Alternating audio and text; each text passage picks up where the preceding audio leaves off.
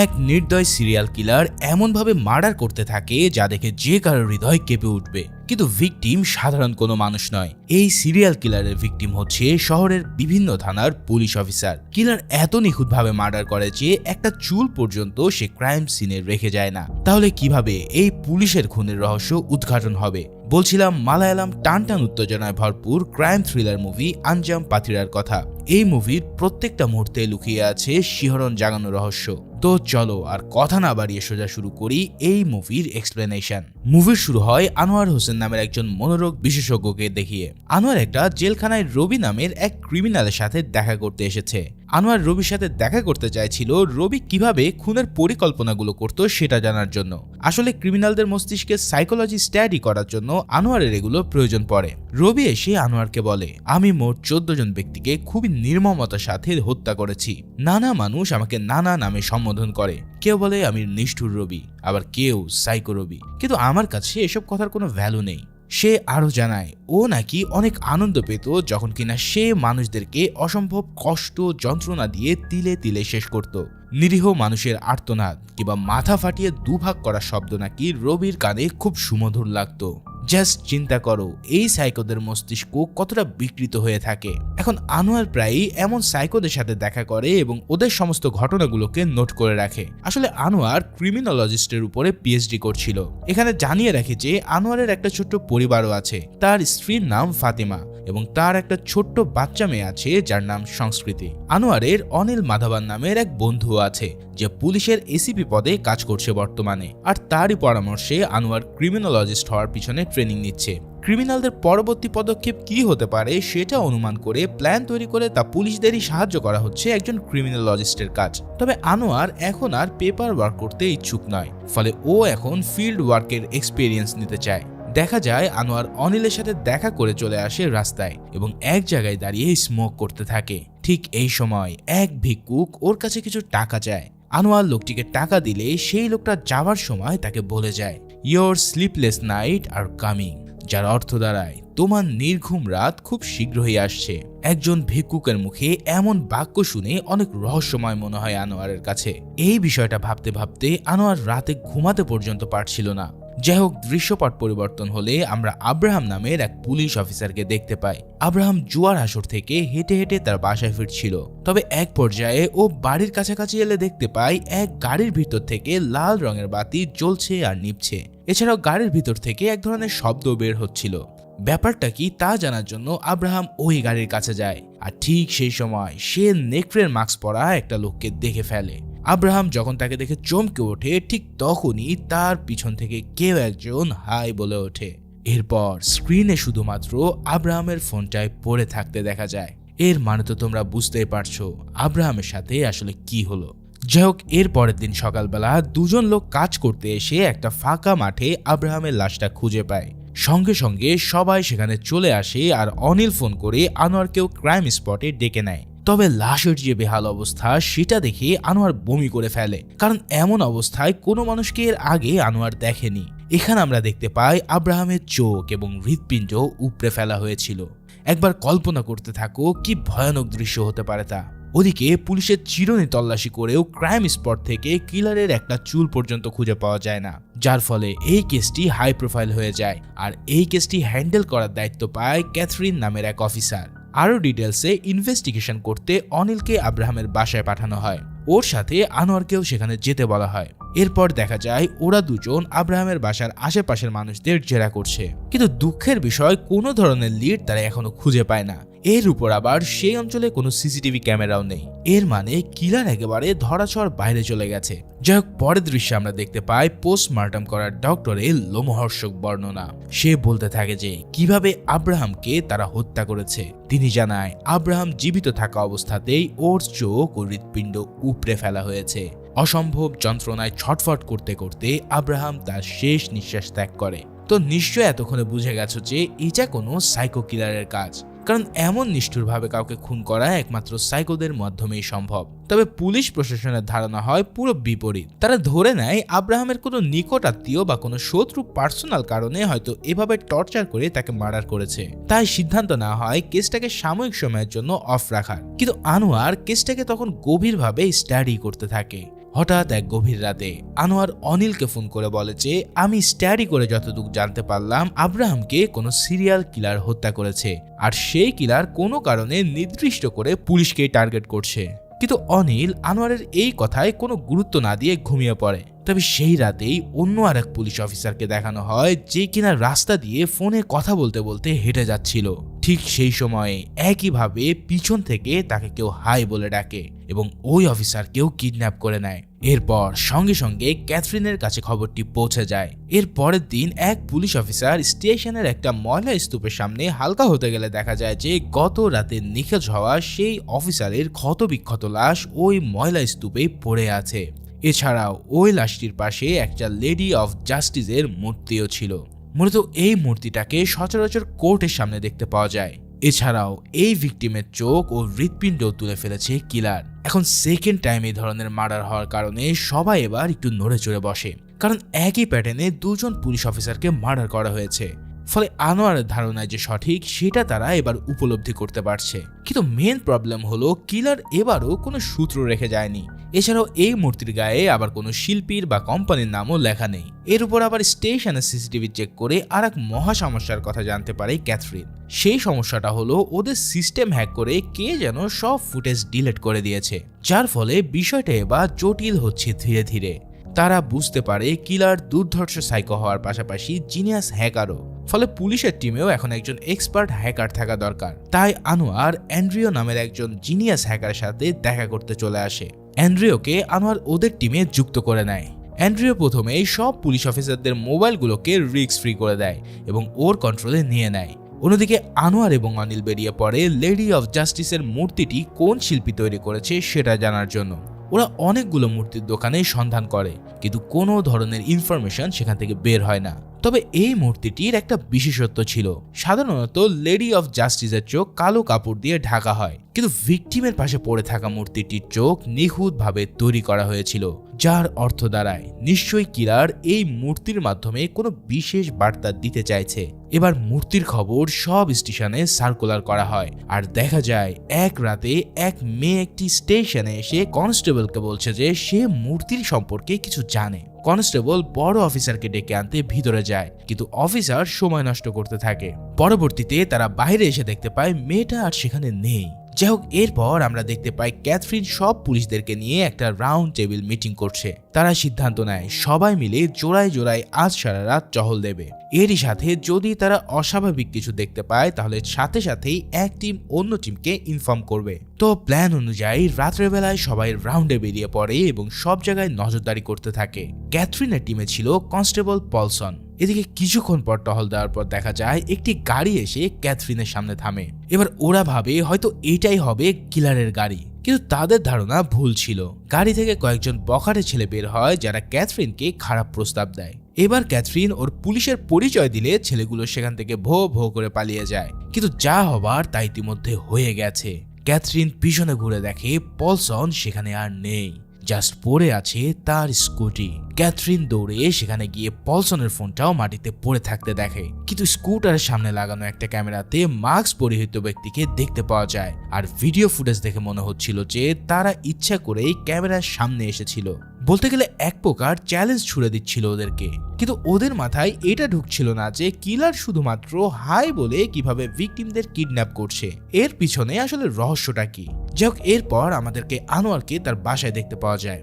দুজন লোক courier service থেকে একটা ফ্রিজের ডেলিভারি করতে এসেছে। ফাতেমা কুরিয়ারটাকে রিসিভ করে, কিন্তু আনোয়ারকে ফোন করে কুরিয়ার আসার ফ্রিজের সম্পর্কে জিজ্ঞেস করলে সে জানায় যে সে তো কোনো ধরনের ফ্রিজ অর্ডার করেনি। তবে এরপরেই ফাতিমা যেই না কুরিয়ার বক্সটা খোলে তখন তার হাত পা একদম থরথর করে কেঁপে ওঠে, কারণ ওই বক্সের মধ্যে ছিল গত রাতে কিডন্যাপ হওয়া কনস্টেবল পলসনের রক্তমাখা অর্ধনগ্ন লাশ।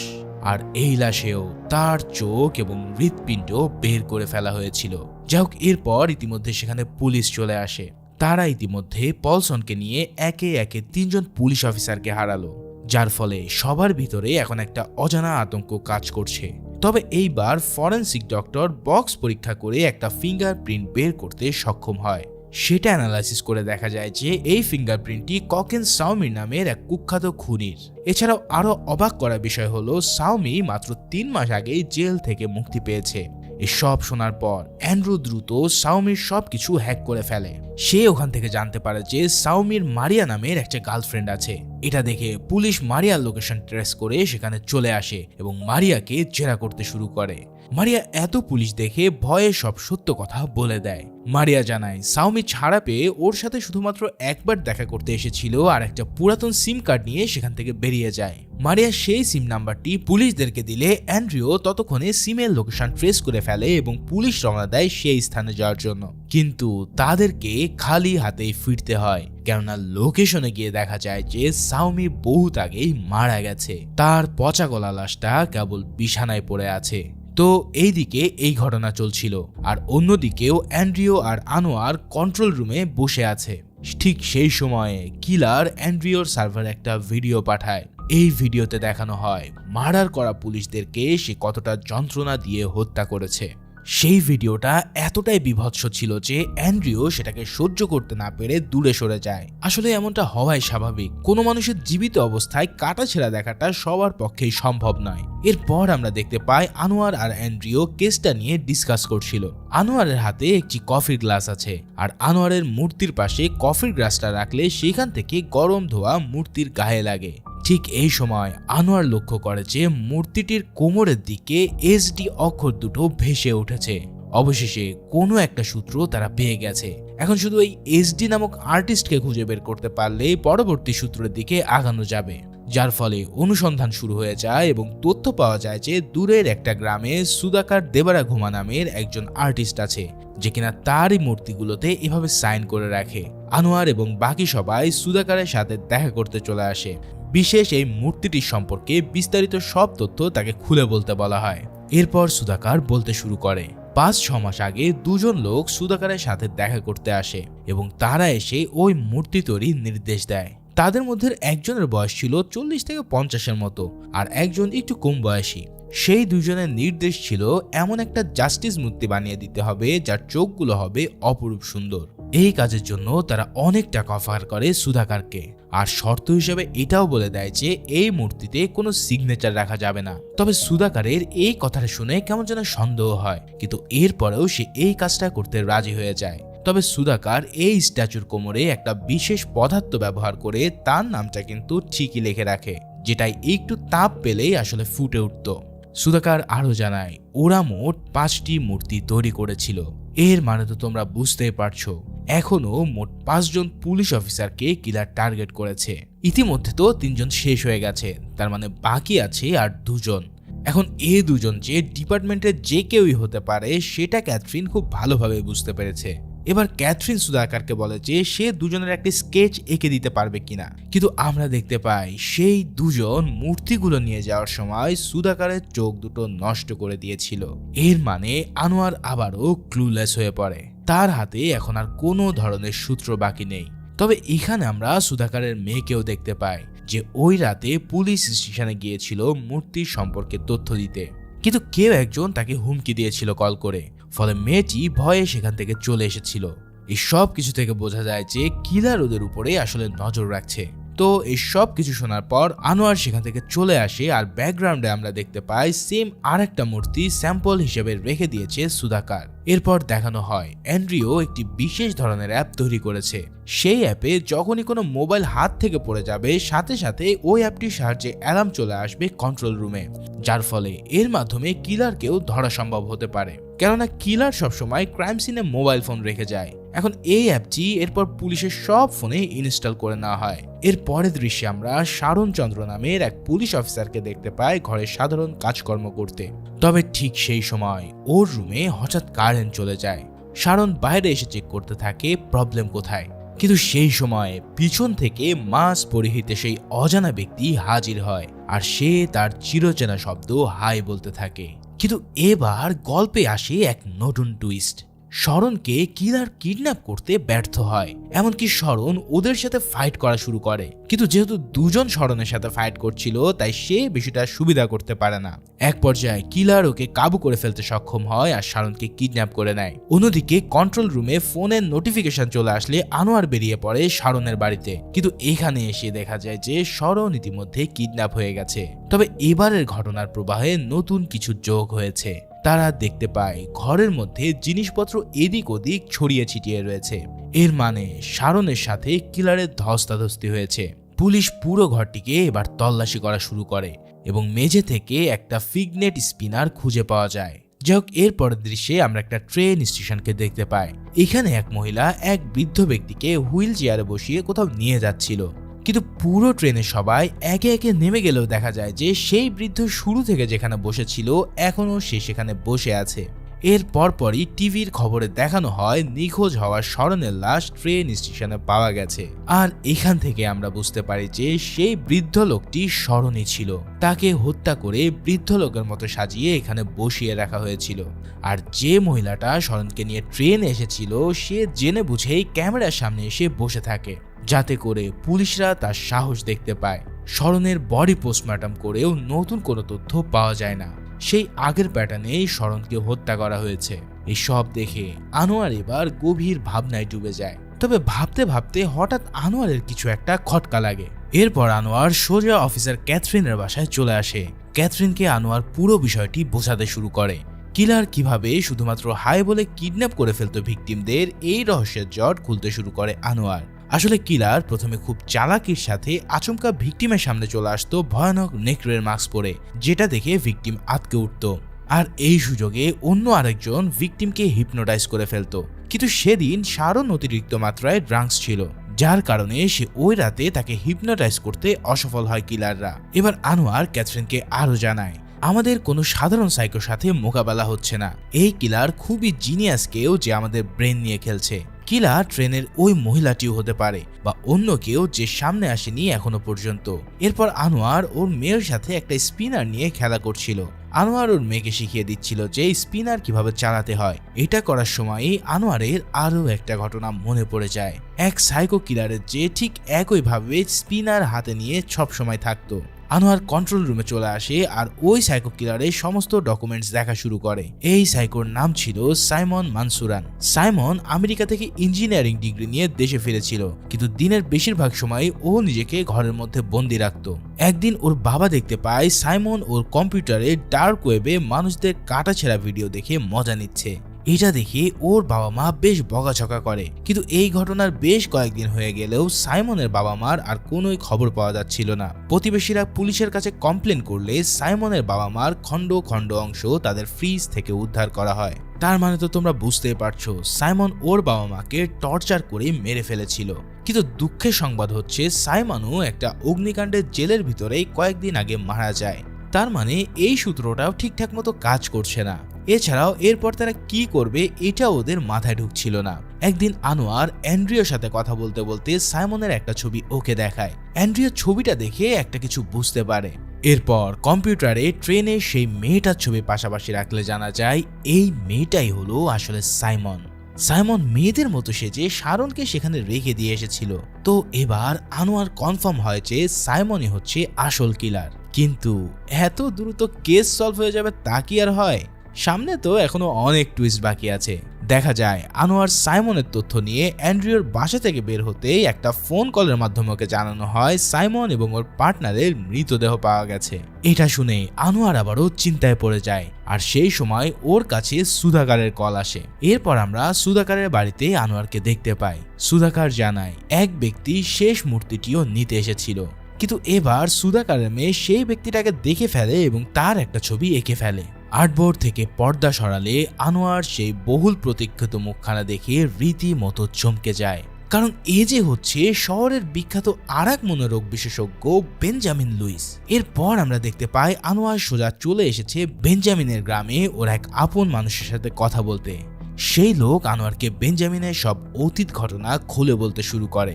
লোকটি জানায় বেঞ্জামিনের একটা ছোট্ট পরিবার ছিল। ওর মা মারা যাওয়ার পর বেঞ্জামিনের বাবা ওকে আর ওর ছোট বোন রেবেকাকে বড় করে তুলেছে। হাসি খুশি ভাবেই তাদের দিন কাটছিল। কিন্তু হঠাৎ একদিন রেবেকার স্কুল থেকে কল আসে আর বলা হয় তার মেয়ে ক্লাসে বেহুশ হয়ে গেছে। বেঞ্জামিনের বাবা এরপর স্কুলে গিয়ে জানতে পারে যে তার অবুঝ মেয়ে নাকি প্রেগনেন্ট। কিন্তু এই কুকর্মটি কে ঘটালো সেটা রেবেকা ভয়ে বলতে চায় না। তবে একদিন রেবেকা ওর বাবার কষ্ট সহ্য করতে না পেরে তাকে সব সত্য খুলে বলে। ওর জীবন নষ্ট করা ব্যক্তিটা হচ্ছে ওদের গ্রামেরই ফাদার ফ্রাঙ্কো। রেবেকা ফাদার ফ্রাঙ্কোর অফিসে পার্ট টাইম জব করত। একদিন সুযোগ পেয়ে ফ্রাঙ্কো রেবেকার সাথে শারীরিক সম্পর্ক তৈরি করে আর যা হবার তা হয়ে যায়। রেবেকার বাবা এই কথা জানতে পেরে সোজা থানায় চলে যায় ফ্রাঙ্কোর বিরুদ্ধে কেস করতে। আর এই স্টেশনের দায়িত্বে যে পুলিশ অফিসার ছিল সে আর কেউই নয়, সে ছিল আনোয়ারের বন্ধু অনিল। কমপ্লেন পেয়ে অনিল ফাদার ফ্রাঙ্কোর সাথে দেখা করে এবং ফাদার ওকে ঘুষ দিয়ে বিষয়টা দফা করে দিতে বলে, যার ফলে অনিল ফাদারের অফারে রাজি হয়ে যায় আর বেঞ্জামিনের বাসায় এসে ওর বাবাকে মারধর করতে থাকে। অনিল বলেছিল, তোর মেয়েকে তুই রেপ করেছিস, এই কথা তুই স্বীকারোক্তি দিবি, না হলে আমি সবাইকে মেরে ফেলবো। বেঞ্জামিনের বাবা আর কোনো উপায় না পেয়ে এই অমানবিক প্রস্তাবই মেনে নেয়। এরপর দেখানো হয় বেঞ্জামিনের বাবাকে জেলে নিয়ে যাওয়া হচ্ছে। ইতিমধ্যে চারিদিকে খবর রটে গেছে, সবাই ছি করছে ওর বাবার উপরে। অন্যদিকে রেবেকাকে গ্রাম থেকে অনেক দূরে পাঠিয়ে দেওয়া হয়। জেলখানায় বেঞ্জামিন ওর বাবার সাথে কথা বলতে আসলে ওর বাবা ওকে বলে, ভালো করে লেখাপড়া করে অনেক বড় হও আর তোমার বোনকে খুঁজে বের করে তোমরা একসাথে থেকো। এটাই ছিল বেঞ্জামিন আর ওর বাবার মধ্যকার একদম শেষ কথোপকথন। কেননা এর পরের দিনে জেলের ভিতরে বেঞ্জামিনের বাবা আত্মহত্যা করে নিয়েছিল। মুহূর্তের মধ্যেই বেঞ্জামিনের পুরো জীবনটা যেন ওলটপালট হয়ে যায়। আর এই ঘটনার পর থেকেই বেঞ্জামিনের মনে পুলিশদের উপরে একটা প্রচন্ড ঘৃণা তৈরি হয়। তাই বহুদিন বেঞ্জামিন একবারে নিশ্চুপ হয়ে পড়েছিল। কিন্তু কিছুদিন পর বেঞ্জামিন সিদ্ধান্ত নেয় পড়াশোনা করে সে অনেক বড় হবে এবং ওর বাবার মৃত্যুর প্রতিশোধ নেবে। বেঞ্জামিন এরপর কষ্ট করে স্কলারশিপ নিয়ে চলে যায় আমেরিকাতে। এই সব কথাবার্তা শুনে এবার আনোয়ারের কাছে পুরো কেসটা একদম পানির মতন সহজ হয়ে যায়। অনিল যে এই কেসের সাথে অতপ্রতভাবে জড়িত সেটা আর বুঝতে বাকি থাকে না। আনোয়ার অনিলকে ফোন করে ওর সাথে দেখা করতে বলে, কারণ বেঞ্জামিনের শেষ টার্গেট যে অনিল হতে যাচ্ছে তার কোনো সন্দেহ নেই। এরপর আমরা দেখতে পাই অনিল আগেই একটা জায়গায় আনোয়ারের জন্য অপেক্ষা করছিল, কিন্তু আনোয়ার কিছুক্ষণ পর সেখানে আসলে অনিলকে আর খুঁজে পায় না। এছাড়াও অনিলের মোবাইলটিও মাটিতে পড়ে থাকতে দেখা যায়, যার ফলে আনোয়ার বুঝে যায় যে অনিল ইতিমধ্যে কিডন্যাপড হয়ে গেছে।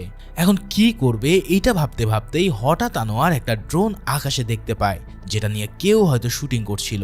আনোয়ার দৌড়ে গিয়ে সেই ড্রোন চালকের কাছ থেকে পুরো ফুটেজ দেখা শুরু করে।